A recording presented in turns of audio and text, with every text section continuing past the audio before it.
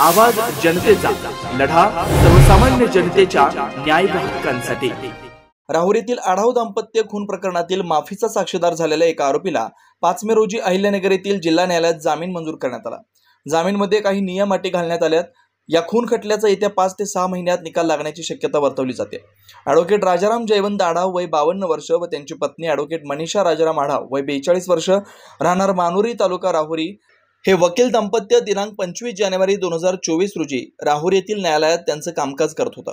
दुपारच्या सुमारास काही अज्ञात लोकांनी न्यायालय परिसरातून ॲडव्होकेट आढाव दाम्पत्याचे 5 लाखांच्या खंडणीसाठी अपहरण केल्याची घटना उघडकीस आली होती। त्यानंतर ॲडव्होकेट आढाव दाम्पत्याचा 5 ते 6 तास छळ करून त्यांची निर्गुण हत्या केली होती।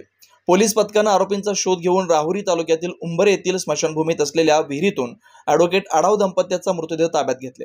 ॲडव्होकेट मनीषा आढाव यांची बहीण लता राजेश शिंदे यांच्या फिर्यादीवरून आरोपी किरण उर्फ दत्तात्रय नानाभाऊ दुशिंग राहणार उंबरे, भैया उर्फ सागर साहेबराव खांदे राहणार येवले आखाडा, शुभम संजित महाडिक राहणार मानुरी, हर्षल दत्तात्रय ढोकणे राहणार उंबरे, बबन सुनील मोरे राहणार उंबरे या 5 जणांवर खुनाचा गुन्हा दाखल करण्यात आला होता। त्यानंतर हर्षल दत्तात्रय ढोकणे या दुहेरी हत्याकांडात माफीचा साक्षीदार झाला। सदर खून खटल्याची सुनवाई अहिल्यानगर येथील जिल्हा न्यायालयात सुरू झाली।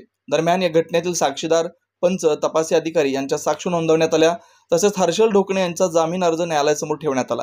त्यावर सुनावणी होऊन काल दिनांक 5 मे 2025 रोजी प्रधान जिल्हा न्यायाधीश अंजू शेंडे यांनी ॲडव्होकेट आढाव दाम्पत्य खून खटल्यात माफीचा साक्षीदार झालेला आरोपी हर्षल दत्तात्रय ढोकणे राहणार उंबरे तालुका राहुरी याचा जामीन मंजूर केला।